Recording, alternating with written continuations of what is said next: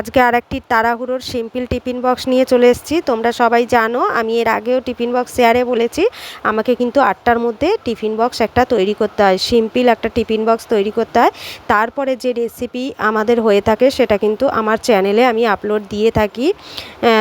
এই simple tiffin বক্সটা সবসময় কিন্তু দুপুরের খাবার হয় না, তার সঙ্গে আরও রেসিপি কিন্তু পরে হয়ে থাকে। তো চলো তাড়াহুড়োর টিফিন বক্সে কি দিচ্ছি দেখে নিই। প্রথমেই ঝরঝরে ভাত দিলাম গরম গরম, তারপরে এটা মুসুর ডালটা শুকনো লঙ্কা, পাঁচফোড়ন আর পেঁয়াজ কুচি দিয়ে সাঁতলেছিলাম।